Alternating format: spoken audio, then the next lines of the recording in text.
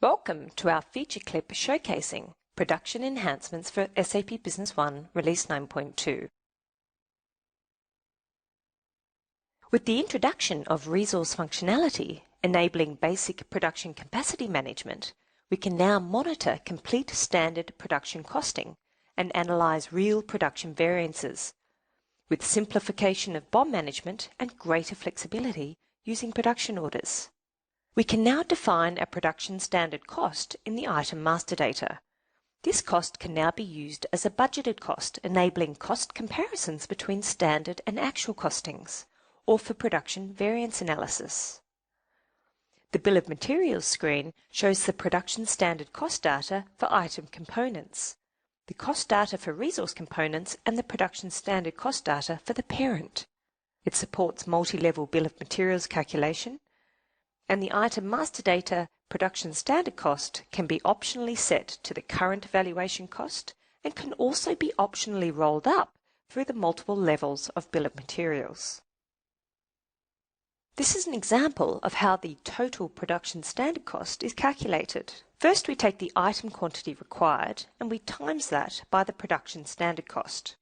We then calculate the share of any additional quantity, which is the additional quantity divided by the production size, which is then multiplied by the production standard cost, and then these two figures are added together to get a total production standard cost. The second update to the production module in version 9.2 is the introduction of a start date at the header level and row level dates.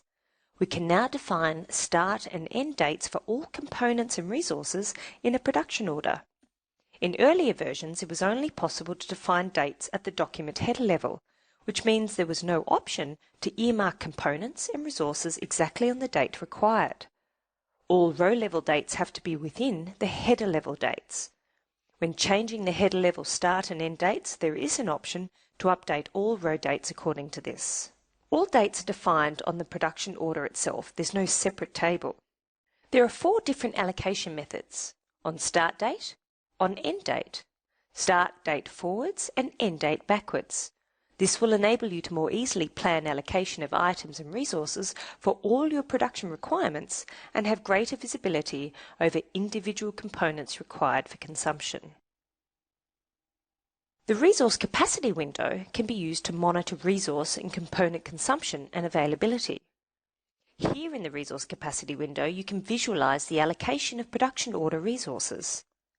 You can see that capacity is allocated according to available resource capacity and the chosen allocation method. OEC computers assemble and sell custom-built computers. In our business scenario, OEC Computers receives a sales order for 10 custom-built computers. Each custom-built computer consists of a computer casing, each engraved with the customer logo, an 8 GB CPU, and a 250 GB solid-state drive. A production order is created and the appropriate resources allocated. During the production order process, there is a change to an item cost for one of the assembly items, and this cost is rolled up to the partner item accordingly. Let's now see how this is executed in SAP Business One Release 9.2. We are now logged into SAP Business One Release 9.2. And firstly, we're going to create a sales order for customer microchips, who have just ordered 10 custom-built computers. We select our customer, and then we select our item number. And in this case, our item number is 10013, which is our custom computer item. Quantity is 10. The item availability check pops up given that there is actually no items currently in stock because these are custom-built computers. And then we define our unit price. We then navigate to the Logistics tab, and we're going to select this document as a procurement document. Then we define the delivery date, which is expected for the first week in December. And now we can add the sales order to the system. Having defined this sales order as a procurement document, this has kicked off the procurement confirmation wizard, which will allow us to step us through the process to create a production order. We click Next. We select our base document, which is the sales order we've just created. We then select all of the base document line items. We then choose our consolidation options, and in this case, there's no consolidation. And then we preview the results.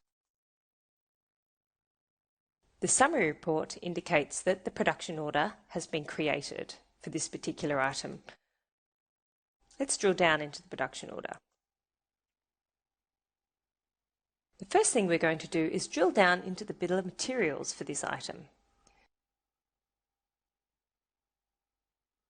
We can see that this assembly item has been made up of design hours for the design and preparation of the customer's logo for computer etching, other resources such as labour hours and machine hours, and then the computer parts, which includes the computer casing, the CPU and the solid-state drive.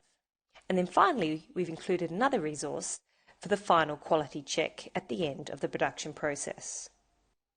In the Bill of Materials window, some of the new fields include the production standard cost and the planned average production size at the header level. At the row level, we have additional quantity, and we also have the production standard cost and total production standard cost. Let's take this resource for example.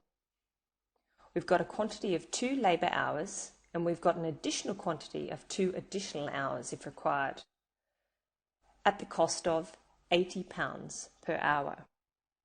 In order for you to calculate the total production standard cost, you take the total quantity of 2, you times it by the unit price, which gives you a total of £160.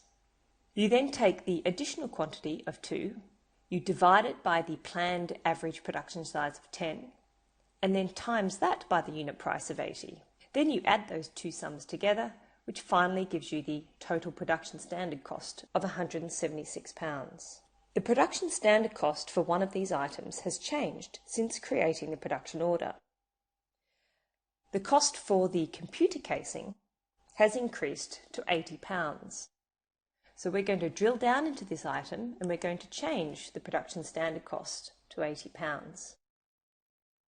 We navigate to the Production Data tab and we're going to update the production standard cost.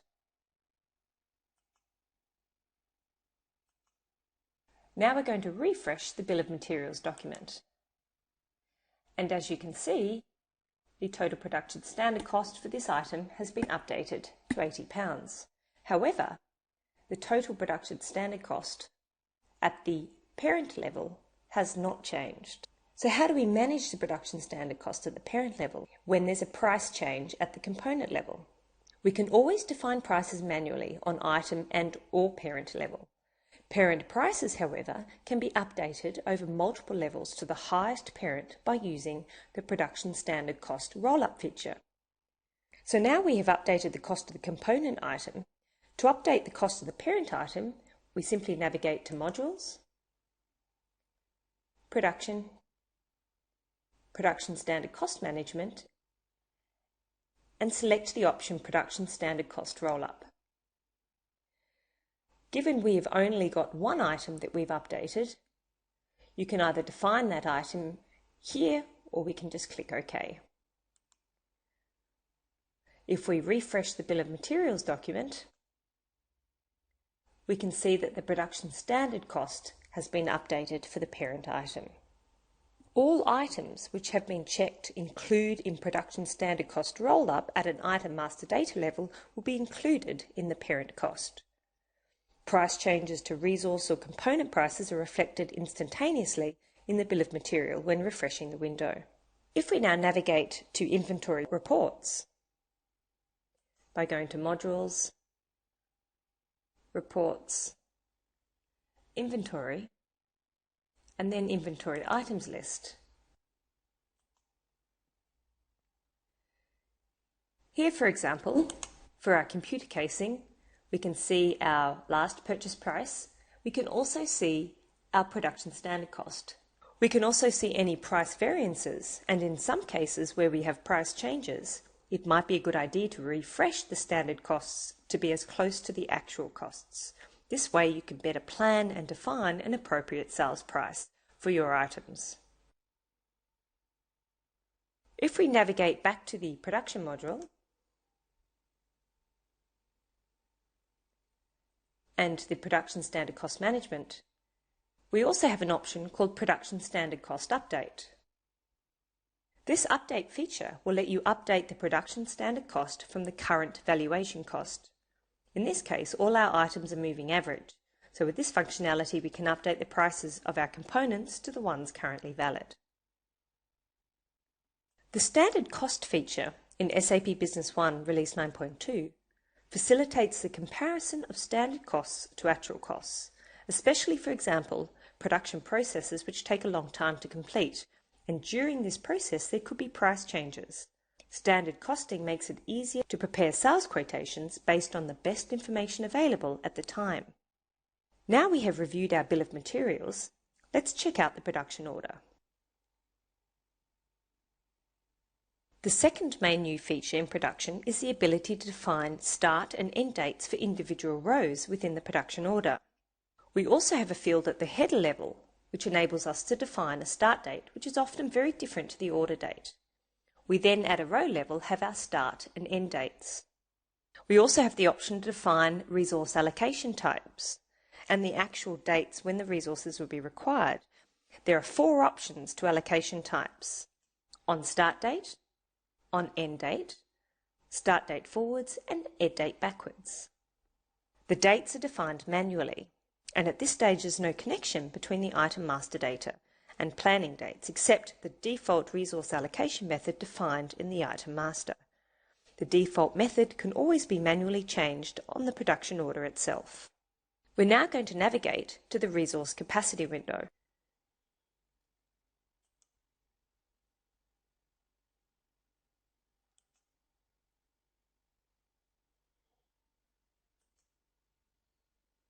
Here we can see how the resources have been allocated. For every resource, we have available capacity on a daily basis. If there's not enough capacity available, then this will be allocated according to the selected method until we have consumed all the hours we require to complete the production. Now that we have kicked off the production process, we will be able to fulfill the order for our customer microchips by the specified due date. So in summary, the ability to compare standard and actual costing facilitates budget to actual cost comparisons and production variance calculations. We also have greater visibility and control over individual components required for consumption, being able to define start and end dates, making it easy to plan allocation of items and resources across multiple production runs. So thank you for your time today, and check out what's new in our feature clips for SAP Business One Release 9.2.